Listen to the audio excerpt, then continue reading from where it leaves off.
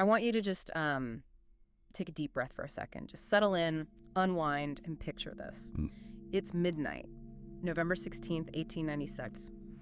And we're standing, well, about 200 feet below the absolute deafening roar of Niagara Falls. Just a completely chaotic environment. Right, exactly. We're hidden in this massive, damp, dark, subterranean cavern that's been carved directly into the rock.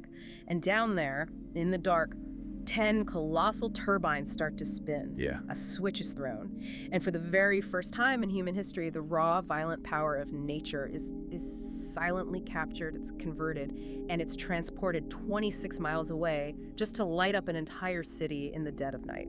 It's honestly hard to overstate how profound that moment was. Yeah. I mean, that switch being thrown at Niagara, it fundamentally changed the trajectory of the human species. It really did. Because before that moment, energy was something you had to burn locally. You needed a fire or a steam engine or a water wheel right exactly where you were standing. Right, you had to bring the fuel to the machine. Exactly. But after that moment, power became invisible. It became this silent, ever-present force that could, travel for miles just to find you. And that perfectly ordered, silent ocean of energy that currently powers the room you're sitting in, the device you're listening on right now, that was all the vision of one profoundly complex man, Nikola Tesla. Yeah, the man who essentially invented the 20th century. Exactly. So today we are taking a deep dive into the life, the mind, and the brilliant and sometimes tragic legacy of Tesla. Because his primary goal wasn't just to build machines, it was to bring a peaceful, overarching harmony to a very loud, chaotic world. Which is such a soothing concept, really. And to unpack all of this, we're drawing from some incredible sources today: the historical archives of the Tesla Science Center at Wardenclyffe, the Franklin Institute, some amazing PBS documentaries, and various Smithsonian historical analysis. It's a mountain of research. It is. And what we're really going to explore is not just the hardware he built, it's the philosophy behind it. You know how Tesla viewed the universe through this lens of vibration and rhythm and absolute mathematical silence. Which is just an incredible lens to look through. And honestly, exploring the hidden, quiet currents of history like this, it's one of my absolute favorite things to do. Oh, same here. It actually reminds me a lot of the fascinating historical mysteries they uncover over on the YouTube channel Decoding the Dark. Oh, I love that channel. Right. If you're the kind of person who loves pulling back the curtain on the hidden mechanics of our world, you absolutely need to check them out. Head over to Decoding the Dark on YouTube, give their videos a like, and subscribe to their channel. It is a fantastic resource for the intellectually curious. Definitely go check them out. But looking at the hidden history of Tesla himself, we really have to start at the beginning, because the man who would eventually give the world the silent, peaceful hum of invisible energy, he actually entered the world in the middle of a literal tempest. Yeah, the setting is almost too perfect for a novel, but it is historical fact. So the year is 1856. The location is the small rural village of Smiljan. Which was part of the Austrian Empire back then, right? Right, exactly. Modern-day Croatia. And around midnight, between July 9th and July 10th, a phenomenally violent lightning storm rolls over the region. I always try to picture that scene inside the house, because you have this mid-19th century rural home lit only by candles or, maybe oil lamps. Very dim. Yeah, and the wind is just howling, thunder is shaking the floorboards, and lightning is constantly flashing through the windows. And in the middle of all that chaos, Nikola Tesla is born. Now, according to the family history, the storm was so aggressive that the midwife attending the birth actually viewed it as a dark omen. She was terrified. She was. As the thunder crashed, she reportedly told Tesla's mother that the baby would be a child of the storm. But his mother, Juka, she immediately fired back. She corrected the midwife right there and said, no, of the light. Of the light. It's just a stunning piece of foreshadowing. But to really grasp how Tesla's mind worked later in life, we have to look closely at both of his parents. Let's do that. So his father, Milutin, he was a Serbian Orthodox priest, an intellectual, a writer, and he was a man of deep faith who possessed this incredible memory. He used to train young Nikola, right? He did. He would give him these rigorous mental exercises. He'd have him memorize long passages of text or try to guess the thoughts of others, just constantly sharpening the boy's mind. But then you have his mother, and to me, she is the real unsung hero of this story, because she didn't have any formal school. I mean, she couldn't even read. No, she couldn't. But she was this brilliant practical engineer in her own right. She was an inventor. To make the brutal reality of 19th century domestic and agricultural life easier, she would design and build these highly intricate, clever mechanical tools out of wood and metal. Just to help around the farm. Right. She invented automated mechanical egg beaters, Yeah. specialized weaving looms, and all of it came purely from her own imagination. Tesla actually said later in life that his mother was an inventor of the first order, and that he inherited his entire inventive genius directly from her. Okay, let's unpack that genius for a second, because he didn't just inherit a knack for tinkering. He inherited a brain whose wiring was completely foreign to most of humanity. Yeah, highly unusual. We hear the term photographic memory thrown around a lot today, and it's often inaccurate, but Tesla possessed a true eidetic memory. Plus, he had this innate ability to perform staggering mental computations. Unbelievable math skills. Yeah, we're talking about a child who could look at a complex calculus problem on a chalkboard and instantly provide the solution, without writing down a single intermediate step. And his teachers at the gymnasium, which is the equivalent of high school, they were so baffled by this that they repeatedly accused him of cheating. They thought he had the answers hidden somewhere. Exactly. Because they literally could not comprehend the physiological mechanism required to hold and process that much numerical data dynamically in a human brain. But for Tesla, it wasn't a magic trick. It was a highly advanced form of visualization. Hold on, I want to clarify how that actually functioned for him as an inventor, because if I try to visualize a car engine, I get this, this blurry, static image of some middle parts. Right, a picture. Yeah, a picture. I can't mentally turn it on and watch the pistons fire, but Tesla could do exactly that, right? That is the crucial distinction. He didn't just picture a static blueprint. He constructed a working, three-dimensional simulation in his mind. Wow. When he conceived an idea for a new generator or a turbine, he would mentally forge the parts, assemble them, and then literally turn on the machine in his head. And it would run. It would run. Yeah. He claimed he could let this mental simulation run for weeks. And then he'd go back into his mind, disassemble the mental machine, and check the virtual parts for wear and tear. That is insane. Right. Only when the mental model ran flawlessly would he finally put pen to paper and have his machinist build the physical prototype. And he claimed the physical machine always worked exactly as the mental one had. That's awe-inspiring. But it also sounds incredibly taxing. Having a brain that operates essentially as a quantum computer, simulating reality at that highly detailed level, it comes with a cost. A massive psychological cost. Yeah, and the historical record shows that Tesla was plagued by what we would, in a modern clinical setting, likely recognize as profound obsessive-compulsive disorder. Absolutely. His sensory input was constantly dialed to the absolute maximum. Later in life, he reported that the ticking of a pocket watch 3 rooms away felt like a hammer hitting him in the head. 3 rooms away. Yeah, the sound of a carriage rolling down the street outside physically pained him. Because his mind was so hypersensitive, the physical world was chaotic and messy and overwhelming. So he developed extreme behavioral compulsions to try and control his environment. But germophobia, for one. Oh, extreme germophobia.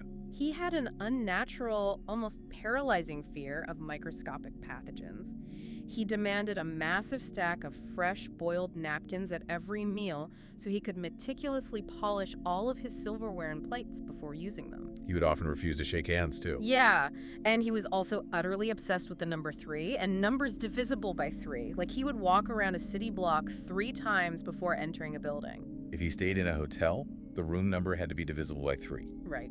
And perhaps most revealingly, before he would take a single bite of food, he felt a psychological compulsion to visually calculate the exact cubic volume of the soup in his bowl, the coffee in his cup, and the meat on his plate. If he couldn't calculate the exact mathematical volume, he couldn't eat the meal.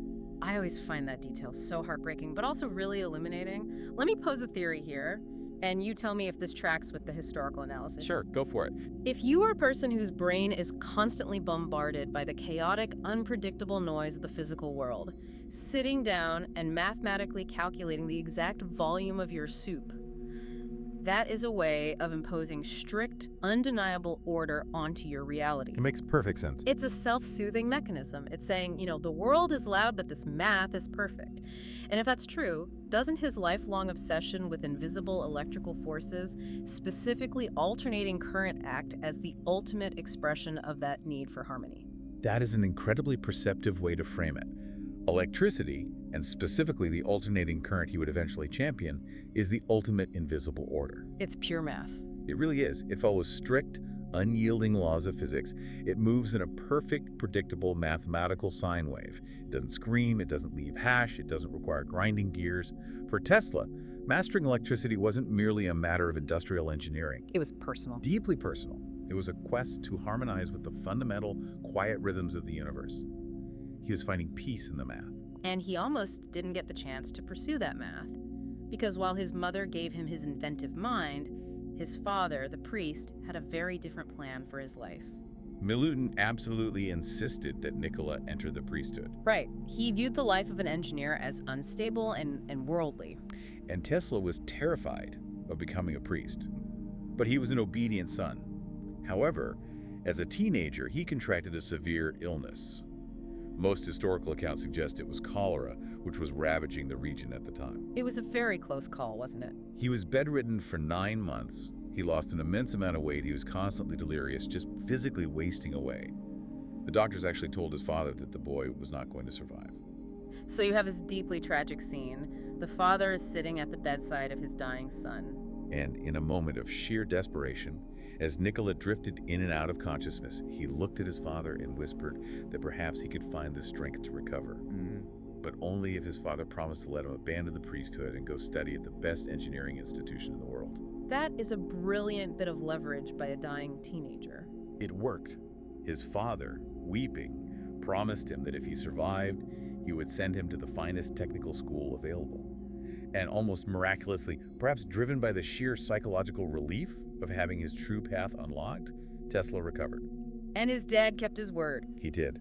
Soon after, Tesla was enrolled at the Imperial Royal Technical College in Graz, Austria. Which perfectly sets the stage for one of the most elegant moments of scientific discovery in history. So it's 1882. Tesla is now out of school. He's working for a telegraph company in Budapest, Hungary. He's recovering from another bout of nervous exhaustion, actually. Right. And it's late afternoon, the sun is setting, and he is taking a very serene walk through a city park with a close friend named Anthony Szigeti. And this park scene is where the modern world is truly born. But to understand why this moment is so critical, we need to quickly look at the massive engineering hurdle of the 1880s. Let's lay the groundwork. At that time, all electrical generation was direct current, or DC. And direct current motors were incredibly flawed. Okay, let me make sure I'm getting the mechanics of this right, because the physics of DC versus AC is the core of everything Tesla achieves. Direct current means the electrons flow continuously in one single direction. Like a river. Exactly like a river. But to make a motor spin using a river of direct current, you have a physical problem. A motor works by using magnetic attraction and repulsion. North poles repelling north poles, attracting south poles. Right. If the current only flows in one direction, the electromagnet in the motor will just pull to one side and get stuck. It won't spin. So how did they make DC motors spin before Tesla? They used a mechanical device called a commutator. It was essentially a physical switch attached to the spinning part of the motor. As the motor spun, the commutator would physically break the electrical connection and reverse it, over and over and over again, incredibly fast. That sounds violently inefficient. It was. It meant there were carbon brushes physically scraping against metal contacts thousands of times a minute. Which sounds like a nightmare. I mean, you've got physical friction, sparks flying everywhere, the metal wearing down constantly, huge energy loss to heat, and a deafening screeching noise. It was basically brute force engineering. It was chaotic and inefficient. Now, Tesla's professor in Graz had told him it was impossible to build a motor without a commutator. He basically told Tesla he was chasing a perpetual motion machine. He thought he was crazy. He did. But Tesla's convinced that the sparking, grinding commutator was an insult to the elegant laws of nature. There had to be a way to use alternating current, where the current naturally reverses its own direction in a smooth wave, to spin the motor without any physical switching. So we go back to the park in Budapest. The sun is setting. Tesla is reciting poetry from memory. Specifically, he is reciting a passage from Goethe's Faust. It's a beautifully rhythmic verse about the setting sun retreating to bring forth new life. And as the cadence of the poetry rolls off his tongue, his mind suddenly locks into the cadence of alternating electrical frequencies. He stops dead in his tracks. He grabs a stick and begins furiously drawing a diagram in the dirt of the park path. His friend Szigeti looks at the dirt, completely confused, and Tesla says, "Watch me reverse it." It gives me chills. So what did he draw on the dirt? What was the mechanism he finally saw? He visualized the rotating magnetic field. Instead of using a clunky mechanical switch to reverse the current, Tesla realized that if he used two or more separate alternating currents, perfectly out of phase with each other. Meaning, as one wave is peaking, the other is dropping. Exactly. If he did that, he could create a magnetic field that physically rotated in space on its own. Okay, let me try an analogy here to ground this for you listening. Imagine you are trying to keep a merry-go-round spinning. Okay, I like this. The DC method with the commutator is like one guy standing in one spot, physically grabbing the metal bar, pushing it, letting go, grabbing the next bar, pushing it over and over. It's jerky and exhausting. Very start and stop. Right. But Tesla's AC rotating magnetic field is like having four people standing evenly around the merry-go-round, and they just smoothly pass the push from one person to the next in a perfect continuous wave. That is a phenomenal analogy. The magnetic field itself is doing the spinning. Yeah. And it silently drags the heavy metal rotor inside the motor along with it. No physical contact required, no sparks, no grinding. Just a smooth, frictionless transfer of invisible power. It is absolute poetry translated into physics. But that beautiful silent vision was about to slam headfirst into the very loud, very dirty, and incredibly cutthroat reality of Gilded Age American capitalism. Oh, a total culture shock. Because Tesla couldn't build the system in Europe. He needed capital, he needed infrastructure, he needed to go to America. So in the spring of 1884, a 28-year-old Nikola Tesla steps off a boat in New York Harbor. And the New York of 1884 was a chaotic, grimy, rapidly expanding metropolis. Completely overwhelming for his sensory issues, I imagine. Exactly. The sky was literally blotted out by massive, tangled webs of telegraph and early electrical wires strung haphazardly between poles. And Tesla arrives with virtually nothing. He has a few cents in his pocket, a book of his own poetry, some mathematical calculations for a flying machine, and one incredibly valuable piece of paper. A letter of introduction from Charles Batchelor, an executive at the Continental Edison Company in Paris. The letter is addressed to the most famous inventor on the planet, Thomas Alva Edison, the Wizard of Menlo Park. Batchelor's letter supposedly read, "I know two great men, and you are one of them. This young man is the other." That is quite the intro. So Tesla meets Edison, and this meeting is the genesis of what history calls the War of the Currents. We have two men who could not be more fundamentally different in their approach to the world. Edison was the ultimate pragmatist. He was a trial and error guy. The sweaty genius. Right. If he needed a filament for a light bulb, he wouldn't sit down and calculate the thermodynamics of different materials. He would just test 1,000 different pieces of string and bamboo and wire until one worked. He famously said, "Genius is 1% inspiration, 99% perspiration." Whereas Tesla was the exact opposite. He was the theorist. For Tesla, trial and error was a waste of time and honestly an admission of intellectual failure. You do the math, you run the mental simulation, and then you build it once. And their clash over electricity was immediate.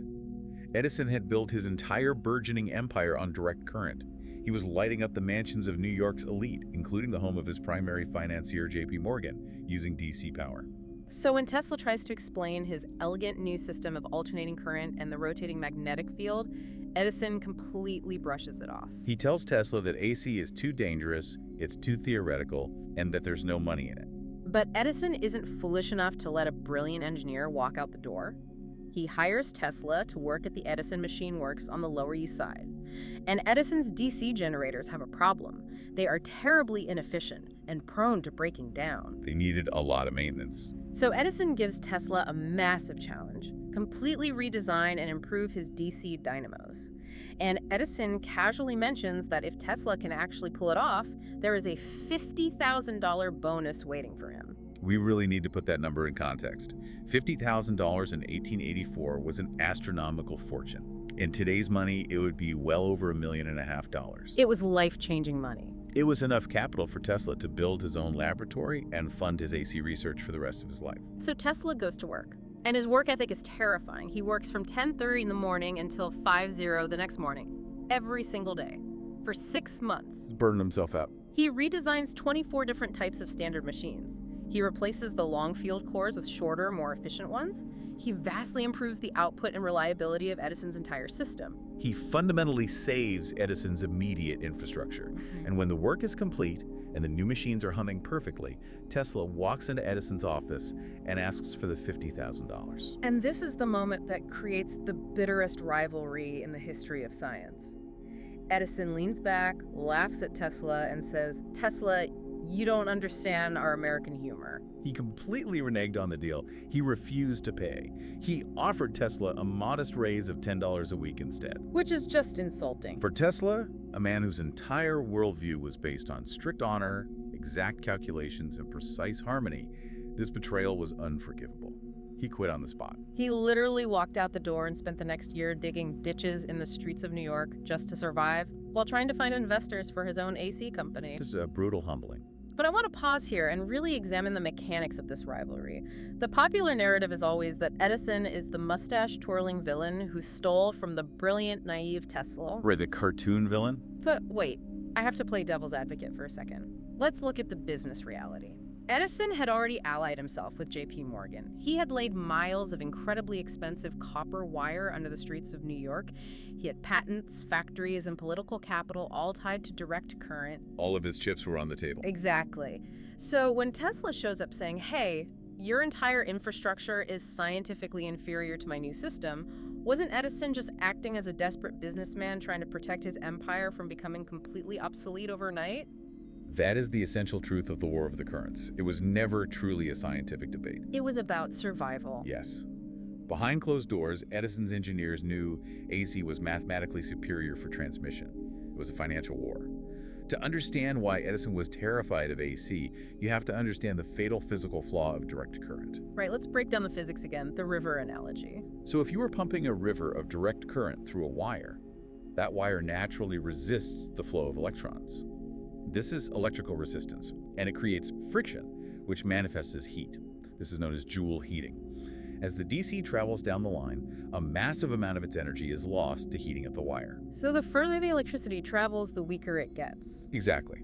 And because DC could not be easily altered in voltage, Edison had to generate the power at the exact same low voltage that was going to be used in the light bulbs in people's homes, around 110 volts. Okay. If you try to push a massive amount of low voltage power over a long distance, it simply dies. The resistance eats it. Which means Edison was geographically trapped. To power New York City, he had to build a coal-fired power plant every single mile. Real estate in Manhattan is expensive, and because the voltage was so low, he had to use incredibly thick, heavy, expensive copper cables to reduce the resistance. His business model was not scalable to rural America. No, not at all. Now, enter Tesla's alternating current. Because AC operates like a seesaw, pushing and pulling the electrons back and forth, it creates a fluctuating magnetic field.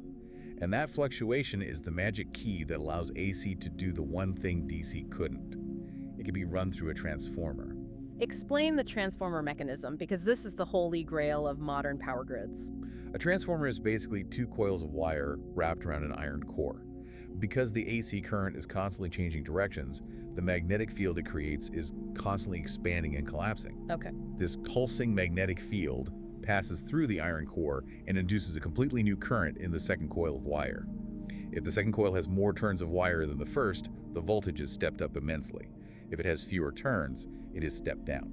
So practically speaking, what does that allow an energy company to do? It changes the entire geometry of the world. You can build a massive power plant far away from the city, say next to a coal mine or a waterfall. Yeah. You generate the AC power, run it through a transformer to step the voltage up to a terrifyingly high level, tens or hundreds of thousands of volts. Why do we want it so high, though? Because at a very high voltage, the electricity requires very little actual current, the flow of electrons, to deliver a massive amount of power. And low current means low friction, low resistance, and almost no heat loss. Oh, wow. You can shoot that high voltage AC across hundreds of miles of cheap, incredibly thin wire. When it reaches the city limits, you run it through another transformer to step the voltage back down to a safe 110 volts and pipe it into people's living rooms. It was efficient, scalable, and brilliant. And it meant Edison's entire 1-mile radius DC infrastructure was instantly financially worthless. Overnight. Which is why Edison went on the attack. And this is where the story gets incredibly dark. Edison decides that if he can't beat AC on the physics, he will beat it in the court of public opinion by convincing the public that AC is an invisible killer. He launched a massive coordinated smear campaign. Edison and his associates, specifically a man named Harold P. Brown, began holding public demonstrations. This part is tough to hear. It is. They gathered stray dogs and cats from the streets, and even horses, and publicly electrocuted them using alternating current.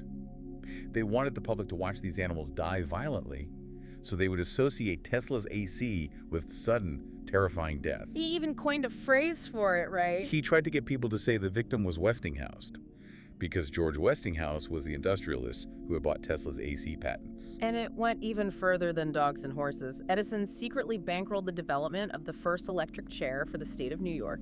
He ensured that the chair was powered by a Westinghouse AC generator. A deliberate PR move. The very first execution of a man named William Kemmler in 1890 was a botched, gruesome horror show. But Edison achieved his goal. The electric chair was an AC device. It was a nightmare for Tesla and Westinghouse. But despite the horror of the smear campaign, you cannot suppress superior math forever. The climax of the War of the Currents arrived in 1893, and it provided Tesla with the ultimate platform to prove the safety and beauty of his system. The World's Columbian Exposition in Chicago, also known as the Chicago World's Fair. Yes, the organizers of the fair wanted it to be a spectacle unlike anything humanity had ever seen.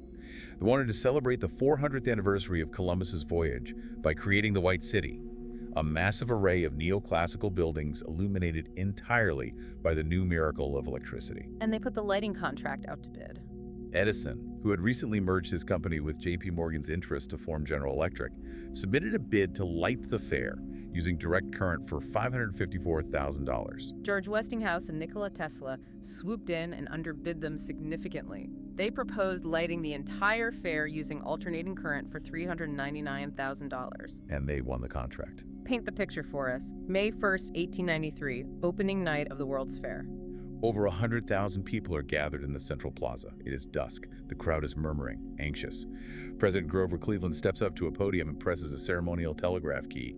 And instantly, without a sound, 100,000 incandescent lamps blaze into life simultaneously. It's magical. The entire White City glows with a soft, perfect, unwavering light. The reflection on the man-made lagoons is breathtaking. Over the course of the 6-month fair, 27 million people would walk through those brightly lit, serene grounds. And nothing caught fire, nobody was electrocuted, there was no screeching machinery ruining the ambiance. It was just a silent, flawless delivery of immense power. That peaceful glow effectively ended the War of the Currents overnight. It did. The public saw that AC was safe, the investors saw that it was scalable, and General Electric quietly pivoted to manufacturing AC equipment. Tesla had won. He had won. But for a mind like his, winning a corporate war was trivial. He didn't just want to light up plaster buildings at a fairground. He wanted to reach his hands into the most chaotic forces of the natural world and bend them to his quiet mathematical will. Which brings us perfectly to the roaring precipice of his childhood dream. We're going to explore how Tesla harnessed the deafening thunder of Niagara Falls, and then how he attempted to make the Earth itself ring like a bell right after this short, relaxing pause. Welcome back to our deep dive into the tranquil yet incredibly powerful mind of Nikola Tesla. As we continue this journey through the history of the invisible currents that shape our lives, I want to take a brief moment to gently remind you to check out the YouTube channel, Decoding the Dark. A phenomenal channel. It really is. If you are captivated by how much of our modern reality is built on forgotten history, forgotten rivalries, and the unseen mechanisms of the past, you will find their content deeply satisfying.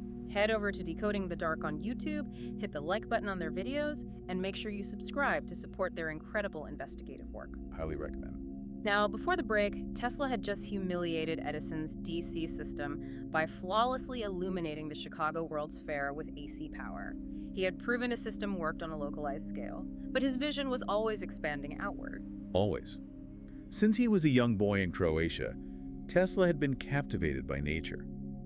He had seen an engraving of Niagara Falls, and he famously told his uncle that one day he would travel to America and place a giant wheel under those falls to harness their unimaginable power. Such a bold prediction for a kid. And in 1893, right as the World's Fair was ending, that childhood prophecy became a tangible engineering project. Now, it's important to note that people had been trying to use the power of Niagara Falls for a long time. It wasn't a new idea. Men like Jacob Skolkoff had built hydraulic canals alongside the river. They diverted water to turn massive physical water wheels. But the limitation was geographical. The water wheel turned a belt, which turned a drive shaft, which powered a mill. You had to physically build your factory directly on the cliffside next to the river. The area was becoming incredibly congested and visually ruined by industrial sprawl. The International Niagara Falls Commission, headed by the renowned British physicist Lord Kelvin, was desperately searching for a way to capture the energy of the falls and transport it away from the river, primarily to the booming industrial city of Buffalo, which was 26 miles away. And Lord Kelvin was initially highly skeptical of alternating current, right? He was an old-school physicist who leaned heavily toward direct current. He was, but the flawless performance at the Chicago World's Fair changed his mind completely. Kelvin convinced the commission to award the contract to the Westinghouse Electric Company, utilizing Tesla's AC patents. And the funding for this was massive. Bankrolled by the absolute titans of Gilded Age wealth.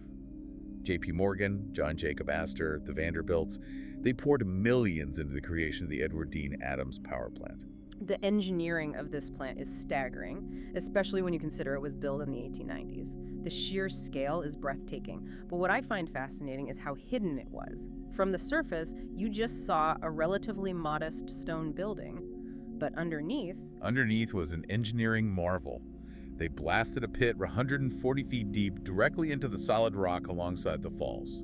Water from the upper river was diverted into a canal and dropped down massive iron pipes called penstocks into the bottom of this pit. So you have all that water pressure building up. Exactly. At the bottom, the sheer kinetic fury of that falling water smashed into a series of 10 massive turbines, each weighing tons. And as those turbines spun at roughly 250 revolutions per minute, long vertical shafts connected them back up to the surface generators. The magnetic field spun, the electrons were pushed and pulled, and the roar of the water was transformed into the silent hum of alternating current, generating a mind-bending 100,000 horsepower. And as we mentioned at the very beginning of this deep dive, when they finally flipped the switch in November of 1896, that power was stepped up via transformers and shot 26 miles down a copper wire to Buffalo. Taking the loudest, most violently chaotic force in nature and taming it into an invisible, silent wave that glides down a wire to light a child's bedroom miles away. It is the ultimate triumph of mathematical order over natural chaos. It laid the literal foundation for the Second Industrial Revolution. Suddenly, factories didn't need to be built next to rivers or coal mines. Cities could be built anywhere. The modern electrical grid was born at Niagara. It's hard to wrap your head around the impact. But for Tesla, who is now a global celebrity, a millionaire from his patents, and recognized as perhaps the greatest engineering mind on Earth, Niagara wasn't the end game. In fact, he started to look at those massive copper wires strung all the way to Buffalo and thought, these wires are clumsy. They are a crutch. Why use a wire if the universe itself is a conductor? Which leads us to 1899. Tesla completely shifts gears. He leaves the noisy, congested, polluted environment of the East Coast, and he boards a train for the crisp, thin, incredibly quiet air of the Rocky Mountains. He moves to Colorado Springs. He was seeking two things in Colorado: high altitude, where the air is thinner and therefore less resistant to the flow of electricity, and the intense natural electrical storms that frequent the Rockies. He wanted to study the lightning. Yes. He convinced the local power company to give him free electricity during the night shifts, and he built a laboratory out on the prairie that looked like the lair of a mad scientist. We're talking an 80-foot-tall wooden barn-like structure. Rising out of the roof is a 142-foot wooden mast, ending in a solid copper sphere. And inside the barn, taking up almost the entire space, is a gargantuan 50-foot-wide magnifying transmitter, what we would colloquially call a massive Tesla coil. And what he is trying to achieve here is fundamentally different from sending power down a wire. To understand his goal, we have to deeply understand the concept of resonance. Okay, let's break down resonance, because this is the core of his wireless theory, and frankly, it's the part that always confuses people when they hear about his later ideas. Everything in the physical universe has a natural resonant frequency, a specific vibration rate at which it naturally wants to oscillate. The easiest analogy is pushing a child on a playground swing. Okay. The swing has a natural frequency based on its length. If you push the swing at random times, you fight its momentum and it barely moves. But if you apply a very small push at the exact right millisecond, matching the swing's natural frequency, the energy compounds, each tiny push adds to the previous one, and the swing goes higher and higher with almost zero effort. Another good example is an opera singer shattering a wine glass. The singer isn't using explosive force. They're finding the exact natural resonant frequency of the glass, and they sing that specific note continuously. The sound waves hit the glass, the energy compounds inside the molecular structure, the vibration builds, and the glass rips itself apart from the inside. Precisely. Tesla took that concept of acoustic resonance and applied it to electromagnetic waves. He hypothesized that the planet Earth itself, along with its upper atmosphere, the ionosphere, was essentially a giant spherical electrical conductor. And like a wine glass or a swing, the Earth had its own natural resonant frequency. He called them terrestrial stationary waves. His theory was that if you could pump electrical energy into the ground at the exact resonant frequency of the Earth, the energy wouldn't just dissipate into the dirt, it would compound. It would bounce back and forth through the core and around the crust. You could make the entire planet ring with electricity like a massive bell. And if the Earth is ringing with electrical energy, you don't need wires to connect a power plant to a city. A person anywhere on the globe, in the middle of the Sahara Desert or the ocean, could simply drive a metal rod into the ground, tune their receiver to the specific resonant frequency, and tap into that ambient energy to run a motor or light a bulb. Wait, I need to stop you there and put on my skeptic's hat for a second. Pumping electricity into the ground in Colorado so someone in Australia can just pull it out. Doesn't that severely violate the laws of thermodynamics? The inverse square law says energy dissipates over distance. Wouldn't the sheer resistance of the Earth's crust just absorb and eat all that energy as heat? You are hitting on the exact scientific controversy that shadows his legacy. Modern physicists generally agree that transmitting raw industrial power enough to run a factory through the Earth's crust globally is entirely unfeasible due to extreme energy loss. The power would dissipate. So he was wrong about the power. Mostly, yes. However, what Tesla was actually discovering and proving in Colorado Springs was the foundation for wireless information transfer. He was proving that electromagnetic waves could travel vast distances by bouncing between the Earth's surface and the ionosphere. He was laying the theoretical groundwork for global radio, television, and eventually the Wi-Fi we use today. So the mechanism for communication was brilliant, even if the mechanism for raw power was flawed. But in Colorado, he certainly tried to push the power. He would conduct these massive experiments at night, drawing so much power from the local grid that he once completely blew out the generator at the El Paso Electric Company. Plunging the entire city of Colorado Springs into darkness. Oops. He was pumping millions of volts into his copper mast, creating artificial lightning bolts that were 135 feet long. The thunderclaps from his lab could be heard 15 miles away. Horses walking near the lab would get shocked through their metal horseshoes. Butterflies were seen flying around with blue halos of St. Elmo's fire glowing on their wings. It's apocalyptic imagery. But amidst all that violent man-made noise, there is this deeply haunting moment of silence. Tesla is sitting alone in the lab late at night. The high mountain air is dead quiet. He is monitoring his highly sensitive electrical receiving equipment. And suddenly, he hears a rhythm. A rhythmic, repeating signal coming through the receiver. Beep, beep, beep. It was mathematically precise. It was not the random static of a lightning storm. Tesla, sitting in the dark, isolated from the world, becomes absolutely convinced that he is receiving an intelligently controlled signal from another planet. Specifically, he suggested it might be coming from the inhabitants of Mars or Venus, who are trying to reach out to Earth. This raises a fascinating psychological question about the nature of his genius. When he returned to New York and published this claim, the scientific community mocked him mercilessly. They viewed it as the ravings of a man losing his grip on reality. But looking back with modern scientific knowledge, what was he actually hearing? He wasn't crazy, and he wasn't lying. His equipment was incredibly sensitive. Astrophysicists today believe he was likely picking up one of two things: either the electromagnetic noise from a distant, massive thunderstorm passing through the ionosphere far across the globe, or, ironically, he was accidentally eavesdropping on the early, secret wireless radio experiments being conducted by his soon-to-be rival, Guglielmo Marconi, over in Europe. But because Tesla's mind was so expansive, so unconstrained by the limits of human achievement, his immediate logical conclusion wasn't, oh, it's a storm in Europe. His conclusion was, the universe is mathematically harmonious, therefore other intelligent life must be communicating through this harmony. Exactly. It shows you the scale at which his mind was operating.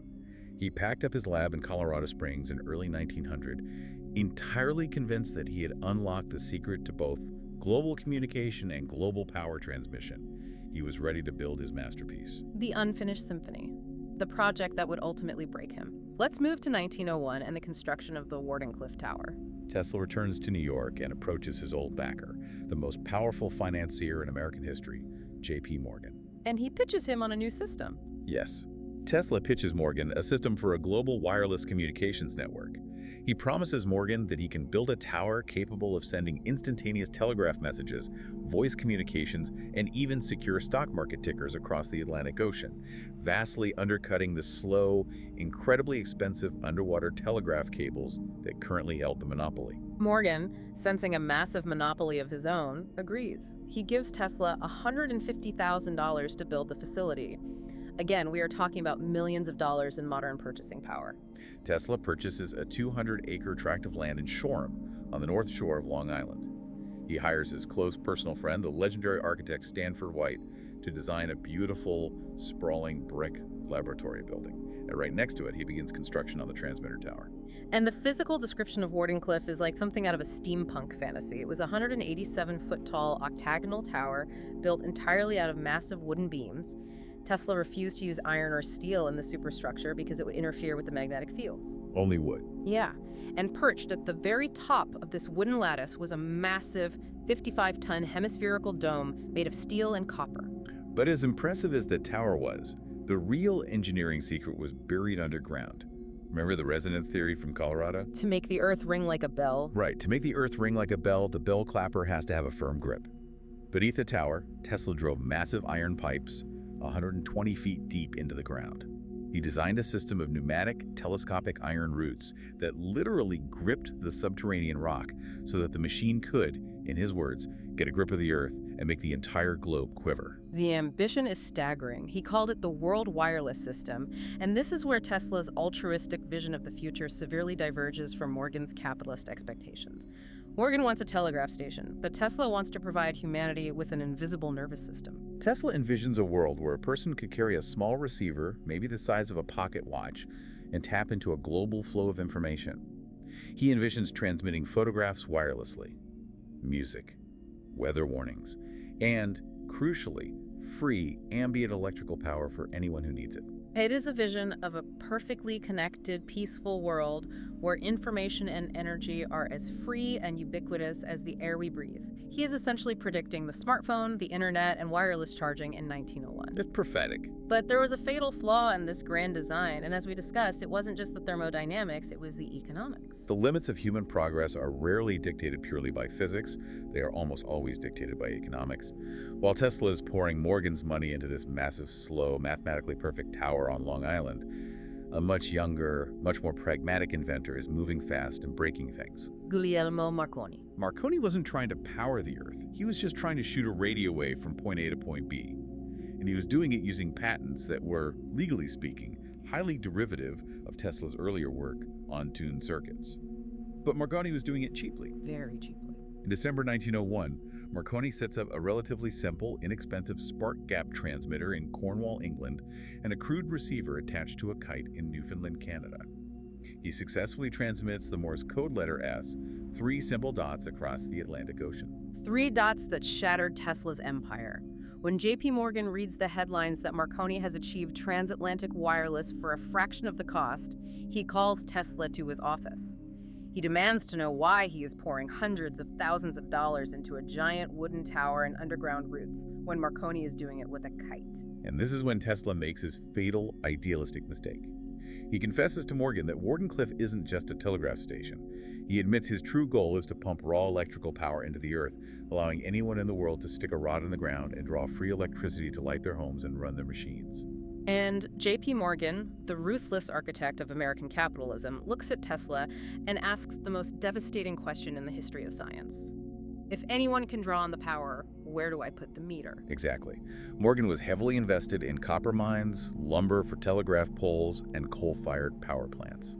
A system that provided invisible free energy to the masses was not just unprofitable, it was an existential threat to Morgan's entire financial portfolio. He immediately cut off all funding. And the timing couldn't have been worse. The stock market suffered the panic of 1901 and shortly thereafter the panic of 1907. Capital dried up. Because Morgan had publicly abandoned the project, no other investors would dare touch it. Tesla was devastated. His letters from this period are incredibly dark. He suffered a severe nervous breakdown. The Wardenclyffe facility sat abandoned for over a decade. It became a haunting, silent monument to a future that capitalism refused to fund. It's such a sad image. Finally, in 1917, during World War I, the U.S. government, suspecting German spies might use it and seeking to satisfy Tesla's mounting hotel debts, ordered the tower demolished and sold for scrap. I want to read a quote from Tesla reflecting on the failure of Wardenclyffe because it is so incredibly poignant, and it captures the sorrow of a mind living a century ahead of its time. He wrote, "Humanity is not yet sufficiently advanced to be willingly led by the discoverer's keen, searching sense. So all that was great in the past was ridiculed, condemned, combated, suppressed, only to emerge all the more powerfully, all the more triumphantly from the struggle." It is the lament of the pacifist who tried to give the world a gift, only to be punished because the gift couldn't be taxed or metered. And stripped of his laboratory, his wealth, and his infrastructure, Tesla retreated entirely into the landscape of his own mind. He no longer had the means to build the physical machines, so he lived completely in the simulations in his head. Which brings us to the final, quietest, and perhaps most psychologically complex chapter of his life: the peaceful weapon and the quiet end. We are now in the 1930s. Tesla is in his 70s and 80s. He is living in a small suite at the Hotel New Yorker. The geopolitical landscape of the world is darkening rapidly, sliding inexorably toward the horrors of World War II. Aerial warfare has become a terrifying reality. Cities are being bombed from the sky, and Tesla, a man whose entire life was driven by a desire for peace and harmony, makes headlines around the world by announcing he has invented the ultimate weapon. The press immediately dubbed it the death ray. But Tesla fiercely rejected that sensationalized term. He called his invention Teleforce, and he insisted, emphatically, that it was a peace ray. Let's examine the mechanics he described for this teleforce, because it wasn't a laser or an electromagnetic ray, which he knew would disperse and weaken over distance due to the inverse square law. He was proposing a particle beam weapon. His design utilized electrostatic repulsion inside a highly pressurized vacuum tube. Instead of shooting invisible waves, the machine would take microscopic pellets of tungsten or mercury-heavy metals, charge them with an immense electrostatic force, and fire them out into the atmosphere. Because the particles were charged identically, they would repel each other within the barrel, accelerating to unimaginable speeds. He claimed it could accelerate these microscopic metal pellets to 270,000 miles per hour. At that velocity, the kinetic energy of a dust-sized particle is absolutely devastating. He claimed a single Teleforce plant could project an invisible Chinese wall of defense that would melt the engines of 10,000 enemy airplanes at a distance of 250 miles. It is crucial to understand the pacifist philosophy driving this terrifying concept. Tesla wasn't designing this to help America conquer Germany or Japan. He wanted to give the blueprints to every nation on Earth simultaneously. Why give a weapon of mass destruction to everyone? Because he believed that if every single country possessed an impenetrable, invisible shield of annihilation, then offensive warfare would become physically impossible. Armies would be instantly vaporized the moment they crossed a border, airplanes would drop from the sky. If you can't attack successfully, you can't wage war. He wanted to invent a weapon so terribly perfect that the very concept of war would be rendered obsolete. That is profound. It is the exact same psychological mechanism as the doctrine of mutually assured destruction that developed decades later during the Cold War with nuclear weapons. The grim idea that the only way to enforce peace among humans is through sheer, undeniable terror. Exactly. But look at his mental state during this time. He's living alone in a hotel room. Was the Teleforce a real, mathematically sound machine? Or was it the desperate bluff of an aging, forgotten genius trying to force the world to listen to him one last time, trying to save humanity from itself? From a purely physics standpoint, accelerating microscopic particles to those speeds in the open atmosphere would likely cause the particles to burn up almost instantly due to air friction. He almost certainly never built a functional prototype. He lacked the millions of dollars it would have required. But the theoretical threat of his intellect was enough to terrify the U.S. government. When Tesla died alone in his room at the Hotel New Yorker on January 7, 1943, at the age of 86, the world was in the thick of World War II. The FBI and the Office of Alien Property Custodian immediately swooped in and seized all of his papers, trunks, and notebooks. They initiated a top-secret review called Project Nick. They were terrified that the blueprints for the death ray actually existed and might fall into the hands of Axis spies. To evaluate the highly complex scientific notes, the government brought in a prominent MIT physicist named John G. Trump. who, yes, is the uncle of the future U.S. president. John G. Trump spends 3 days reviewing the notebooks of the greatest electrical mind of the 19th century. What was his conclusion? He concluded that the papers were entirely speculative, philosophical, and heavily focused on wireless power transmission from decades earlier. They contain no workable principles or blueprints for a functional particle beam weapon. And there is a moment of dark, poignant comedy in that government raid. They found a specific wooden box in a safe that had been rumored to contain a working prototype part of the death ray. The agents carefully opened it, terrified it might explode or shoot them. And what was inside? They found a 45-year-old multi-decade resistance box, which is basically just an antique piece of standard electrical testing equipment. It is a box with a series of dials used to measure the resistance of a wire. It was completely harmless. It was a remnant from his days of practical engineering, long before the world went to war. While the military intelligence community was obsessing over superweapons and global annihilation, the reality of Tesla's final days was incredibly gentle and quiet. He was essentially penniless, living off a small, modest pension provided by the Westinghouse Corporation out of respect for his past contributions. His mind, which had once simulated giant turbines and quivering planets, had narrowed its focus to the simplest, most fragile creatures in the city. He spent his final years walking to the parks of New York City, specifically Bryant Park, feeding and caring for injured pigeons. He would bring sick birds back to his hotel room, building little nests for them, setting broken wings and nursing them back to health. It is a profoundly moving image. The man who harnessed the roaring thunder of Niagara Falls, the man who dreamed of pumping electricity through the globe to connect humanity, finding his only solace, his only companionship, and his only outlet for compassion in a flock of street birds. He felt that humanity had abandoned his vision of harmony, but the pigeons accepted his care unconditionally. It was a quiet end to a turbulent life. But history, eventually, corrects itself. Though he died relatively obscure and forgotten by the general public, his legacy has been intensely vindicated. In 1960, the international scientific community officially named the standard unit of magnetic flux density, the Tesla, permanently cementing his name in the laws of physics alongside Newton and Einstein. And perhaps even more fittingly, in 2012, a web cartoonist named Matthew Inman, who runs The Oatmeal, launched a massive crowdfunding campaign online.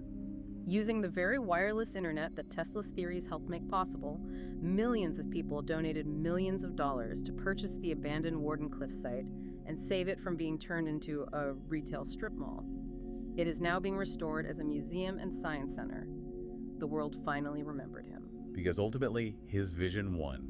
We don't use his massive wooden towers, but we live completely enveloped in the invisible, silent ocean of energy and information that he proved was possible. And as we bring this deep dive to a close, I want to gently bring you back to the present moment. Look at the device you're using to listen to this episode right now. Think about the Wi-Fi or cellular data passing invisibly through the air around you, penetrating the walls, bringing you these exact words. Think about the alternating current silently flowing through the copper veins of your house, powering the refrigerator in your kitchen, keeping the lights on in the street outside. All of that perfectly ordered, invisible harmony was born from the mind of Nikola Tesla. It really is incredible when you stop to think about it. It truly is. Before we leave you, we want to say thank you for taking this expansive, thought-provoking deep dive with us. And please, if you love exploring the unseen mechanics of history, remember to search for the Decoding the Dark YouTube channel, give their fantastic videos a like, and subscribe to support their work. They do great work over there. Now, I want to leave you with one final lingering thought. During his obsessive, tragic work on the Wardenclyffe Tower in 1901, Tesla wrote a letter to his investors trying to explain the ultimate goal of his technology. He wrote, "When wireless is fully applied, the Earth will be converted into a huge brain, capable of response in every one of its parts." A huge brain. Consider that for a moment. Tesla failed to transmit raw electricity to power factories across the globe, but his vision of the Earth as a giant interconnected brain perfectly describes the modern internet. Every single time you send a text message, stream a video, look up a fact, or download a podcast wirelessly, you are acting as a firing neuron in the global brain that Nikola Tesla envisioned over a century ago. You are living inside the quiet, invisible ocean he dreamed of. Sleep well and keep wondering.